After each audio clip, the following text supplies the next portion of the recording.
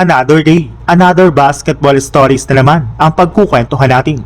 At ngayon nga ay pag-uusapan natin ang balitang si Stephen Curry nga pang best point guard sa history ng NBA at ang balitang pagkuha ng Los Angeles Lakers kay Nikola Vucevic.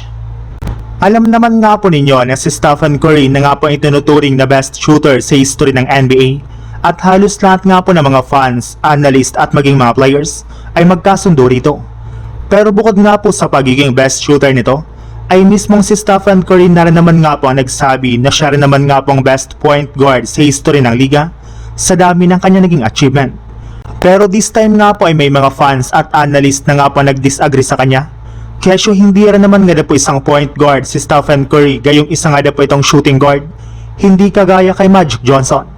Magkalayo rin naman nga po ang kanilang stats dahil kung si Magic Johnson ay nakafocus sa paggawa ng plays sa pamamagitan ng pagtatala niya ng mga assist, si Stephen Curry nga po ay nakafocus sa scoring gamit ang kanyang shooting which is hindi rin naman nga po trabaho ng isang legit na point guard.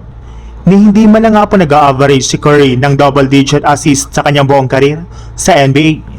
Bukod rin nga po dyan, napakalayo rin naman nga po ng agwat ng achievement ni Magic Johnson kaysa kay Stephen Curry pagdating sa kampyonato at MVP awards.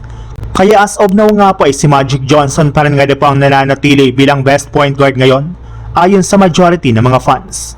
Sa ibang balita naman, simula nga po nang mai-trade si Nikola Vucevic sa Boston Celtics ng nagdaang trade deadline, ay marami na nga pong umasa na matutulungan niya ang team ngayong taon na makapag-compete sa titulo.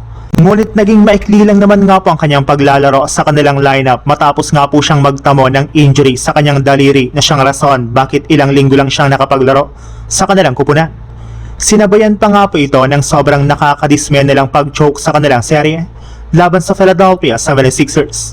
Kaya dahil nga po sa mga hindi inaasahang pangyayaring ito ay naging questionable na nga po ang kanyang future sa Boston Celtics.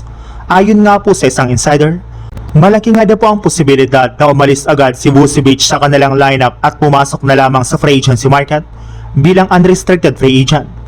At dahil nga po dyan ay marami na nga pong mga teams ang nagkaka-interest sa pagkuha sa kanya katulad na lang ng Lakers na matagal na nga po siyang gustong makuha noon pa since balak na naman nga po itong ipalit kay DeAndre Ayton bilang kanilang pinakabagong starting center.